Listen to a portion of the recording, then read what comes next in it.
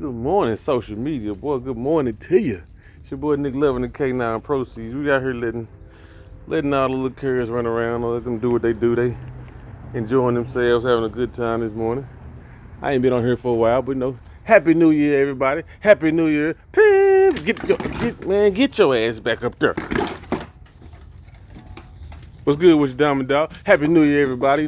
We've been out here enjoying the New Year. Get down. Get your little ass down. Get down. I'm out here letting everybody cut loose, letting them enjoy themselves this morning, letting the puppy stretch out from getting out the cage, letting the big dogs stay away from the puppies because they just get tired of them playing on them too heavy. But today I was noticing a lot of people sitting there sweating me in my inbox about me not letting go of no puppy for no working man's price. And I ain't talking about that today because I don't give a damn. I don't care nothing about the working man's price or who can afford it and who can't afford it. Look at these my curs. I'm happy with them. They do what they do. But what's happening pretty much more, what I'm trying to talk about a little bit more specifically is when you're trying to understand how a pedigree works and what a pedigree look like and what it's coming to and everything.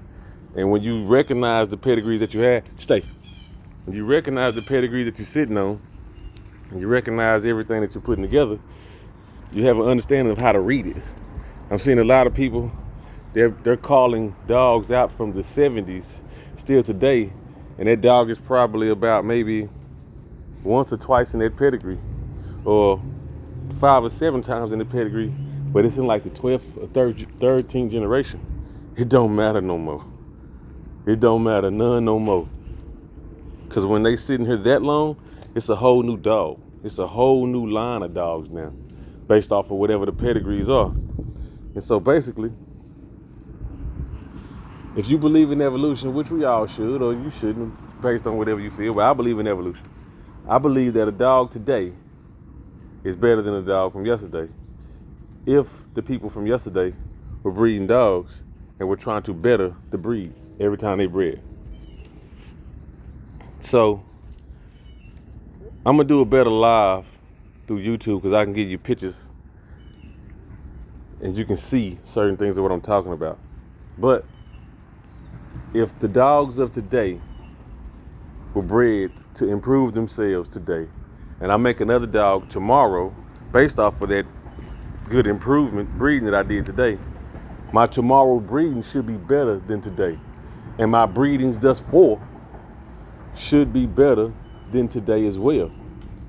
Which means there's no reason for me to sit and have any type of frozen sperm from 2024 in 2054 that I'm relying on. There's no reason for me to have that type of sperm from 2024 and I rely on that same sperm in 2054. Because if I've been doing this certain type of better breeding every time, then that means that the breeding I had in 2024 shouldn't be able to hold a candlestick to a breeding I got in 2054. You get what I'm saying? Y'all follow me? I'm hoping you follow your boy. I'm hoping you do. If you're not, it's okay. But in my opinion, in my personal opinion, I believe that the only people who should really have a reason or understanding for dealing with frozen sperm is the originators. Is the people who actually had that dog or the team that actually utilized that dog.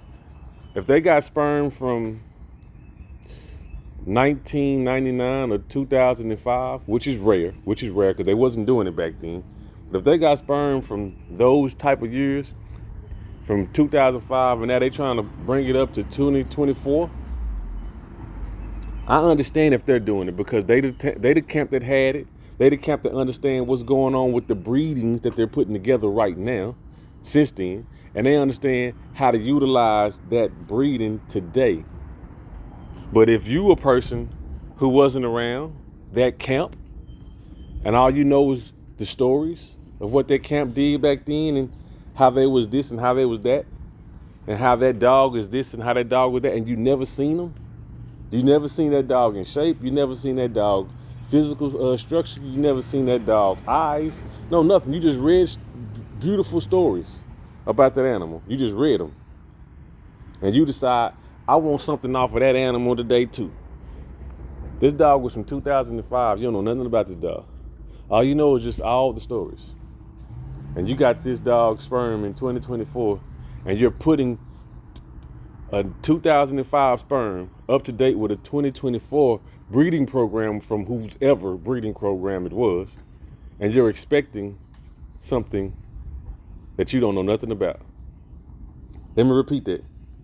You're expecting something that you don't know nothing about, based on the fact that you were not around that camp or that dog when that dog was making its run to become whatever it is today. You was nowhere near it, nowhere around it. But you are trying to create something new. Nothing wrong with doing something new, but you gotta understand, would you use a transmission at the junkyard for a 1999 Plymouth Volkswagen and put it in the 2024 Plymouth Volkswagen? It's used and it's old. Would you use that used old part from 1999 on a 2024 Volkswagen? Majority of y'all wouldn't, or whatever cars you choose. I'm not a car person. Whatever car you choose, majority of y'all would not make no attempt to put an old model part into a new model vehicle, because you know it ain't gonna work right. And the only people who can make that work right is the manufacturer. And you're not the manufacturer, you're the consumer. And with this being the case, you should utilize that same thought process when you're trying to get an animal from AI. You ain't got to do it. You ain't got to do it. I've been around long enough. I done seen a bunch of bullshit. Hey, it just is what it is. I don't believe none of it, to be honest. I don't believe none of the AI stuff that they got kicking off. I don't believe it at all. But it is what it is. People do what they do, and they making it work how they make it work. But if you don't understand the ins and outs of those animals, and you're trying to get the ins and outs of those animals today, you got a better shot at just getting a street dog, because you finna have the exact same outcome, which is you don't know what you're getting or what you're about to get, because you wasn't around during that time frame.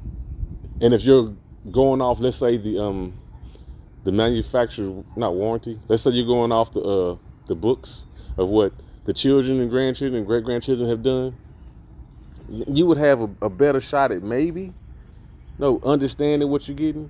But some of y'all, from my understanding, when I'm looking at y'all asking about who has this type of semen or whatnot, y'all don't know nothing about where them animals actually coming from.